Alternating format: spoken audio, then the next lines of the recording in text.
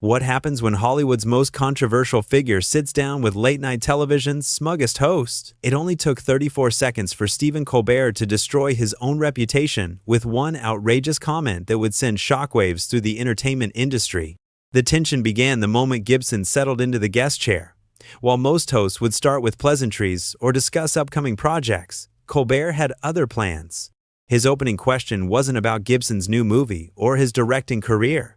Instead, he launched into what can only be described as a personal attack, disguised as journalism. "So Mel," Colbert began with that trademark smirk, "let's talk about your reputation. You've had quite a few public relations disasters over the years, haven't you?" Gibson, clearly taken aback by the aggressive opening, tried to steer the conversation toward his work. "Well, Stephen, I'd rather focus on my new film. It's a passion project that I've been developing for years." But Colbert wasn't having it. He leaned forward in his chair, that fake smile never leaving his face. "Oh, come on, Mel. The audience wants to know about the real you, the scandals, the controversies. That's what sells, right?" You could see the discomfort in Gibson's eyes. Here was a man who had come on the show in good faith, expecting to promote his work and perhaps have a meaningful conversation about his craft. Instead, he was being ambushed by a host more interested in creating viral moments than conducting actual journalism. "I think you're missing the point of why I'm here," Gibson replied, his voice steady but with a hint of frustration. "I came to talk about storytelling, about the art of filmmaking. If you want to discuss tabloid gossip, maybe you should have invited a different guest." The audience sensed the growing tension. What had started as typical late-night banter was quickly evolving into something far more uncomfortable. Colbert, however, seemed to feed off the awkwardness. He doubled down on his confrontational approach. "But Mel, your personal life is part of your story. Don't you think the public deserves to know who they're supporting when they buy movie tickets, when they invest their hard-earned money in your projects?" Gibson shifted in his seat.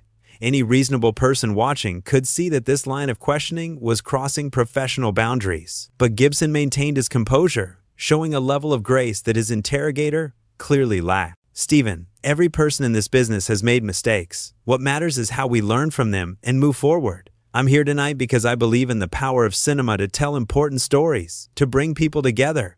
That's what I want to focus on." The sincerity in Gibson's response was palpable. Here was someone genuinely trying to have a substantive conversation about his passion and craft. But Colbert seemed almost offended by Gibson's attempt to elevate the discussion. "Oh, please," Colbert scoffed, his mask of fake friendliness starting to slip. "Save the inspirational speeches for your acceptance speeches. We both know why people are really watching tonight." That comment landed like a slap in the face. Gibson's jaw tightened slightly, but he continued to show remarkable restraint. Meanwhile, you could feel the audience's discomfort growing. This wasn't entertainment anymore. It was becoming a public humiliation. "I think you're underestimating your audience," Gibson replied calmly. "People are more intelligent and sophisticated than you're giving them credit for. They can appreciate genuine conversation about art and creativity." Colbert's laugh was sharp and bitter. "Art? Creativity? Mel, let's be honest here. You're in the business of making money, just like everyone else in Hollywood. Don't pretend this is some noble calling." The cynicism in Colbert's voice was shocking. Here was someone who had built his career on the foundation of comedy and entertainment, now dismissing the very industry that made him successful. Gibson's response showed why he had earned respect from colleagues throughout his career. "You know what, Stephen? I actually do believe filmmaking is a noble calling. When done right, movies can change perspectives, heal divisions, inspire people to be better. I've dedicated my life to that belief." For a moment, the studio fell silent. Gibson's words carried weight and authenticity that cut through all the manufactured controversy. But instead of recognizing the moment for what it was, Colbert chose to mock it. "Noble calling?" Colbert repeated with a sneer that made everyone in the studio cringe. "Oh, that's rich, Mel. Really rich. You think you're some kind of artistic saint now?" The mockery in his voice was unmistakable.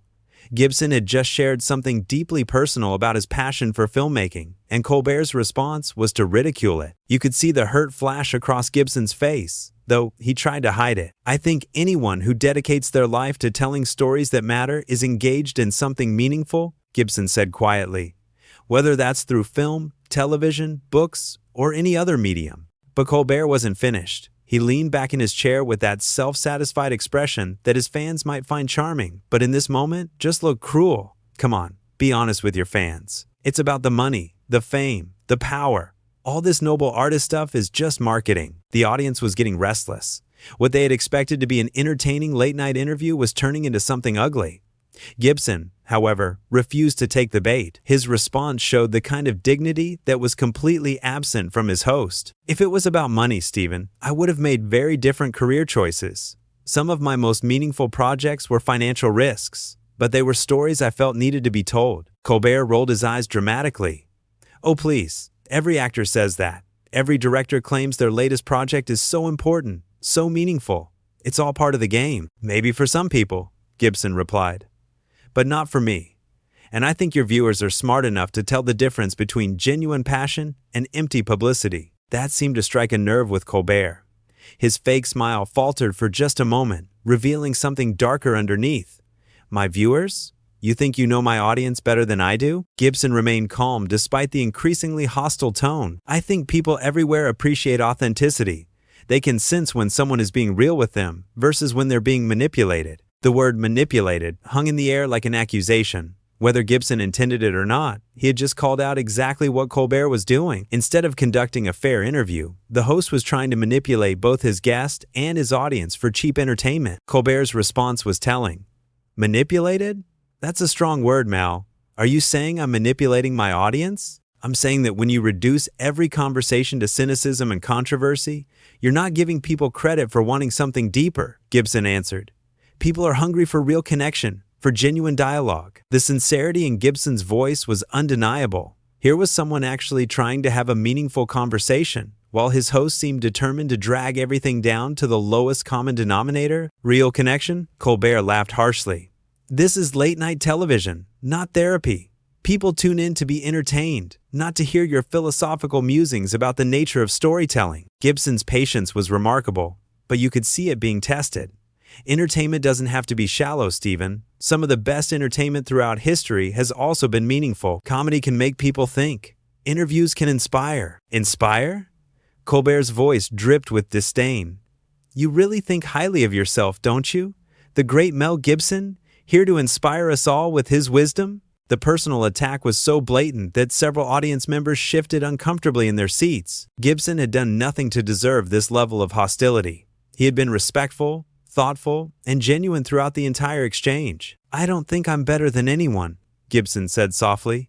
I just believe that we all have a responsibility to try to make things better, to contribute something positive, whether you're making movies, hosting a show, or working any other job. For a brief moment, it seemed like Colbert might actually engage with the substance of what Gibson was saying, but instead, he chose to escalate further. Responsibility? He scoffed.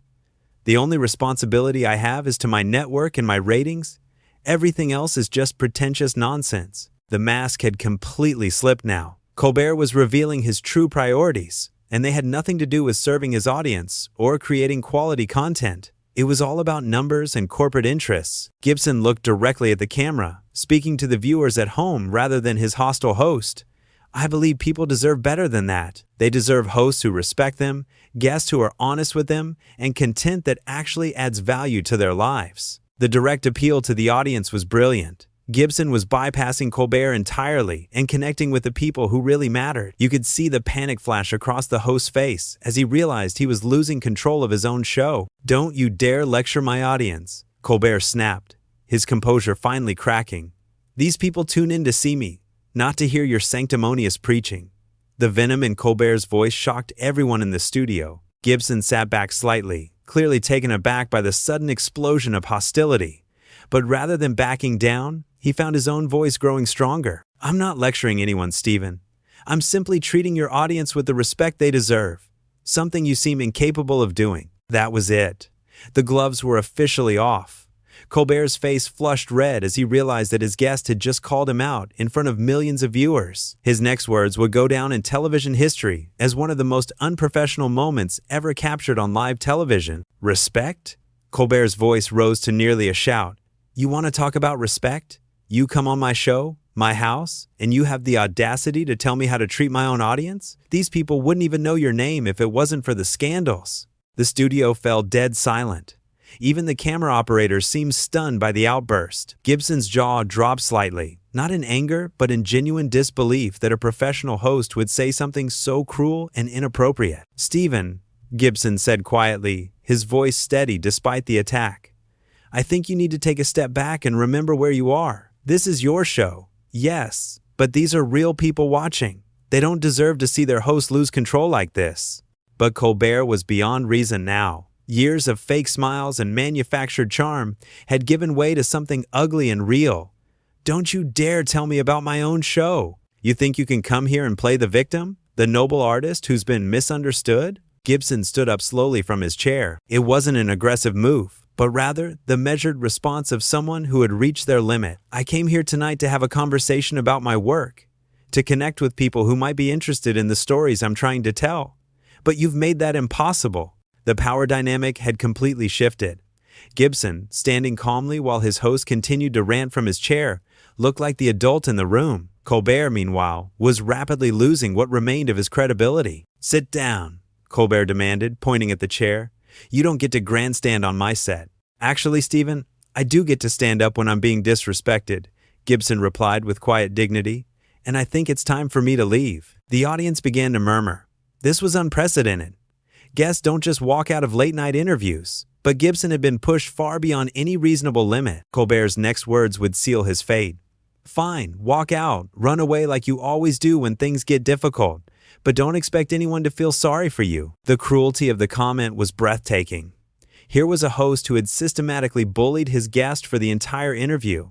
And now he was trying to paint that guest as the problem. Gibson paused at the edge of the stage, turned back one final time, and delivered what would become the most quoted response in late-night television history. "Stephen, I genuinely feel sorry for you. You had a chance tonight to have a real conversation with someone who's lived through failure and redemption, who's learned hard lessons about humility and growth. Instead, you chose cruelty. You chose to tear down rather than build up. That says everything about who you are and nothing about who I am." The words landed with devastating precision. In less than 30 seconds, Gibson had exposed everything that was wrong with Colbert's approach. While taking the high road himself, the audience was completely silent, absorbing the weight of what they had just witnessed. Colbert, realizing he had been thoroughly outclassed, made one final desperate attempt to regain control. "Security, get him out of here!" But Gibson was already walking toward the exit, his head held high. As he reached the studio door, he turned back to the audience one last time. "Thank you all for watching tonight. You deserve better entertainment than this. You deserve hosts who respect you and guests who are honest with you.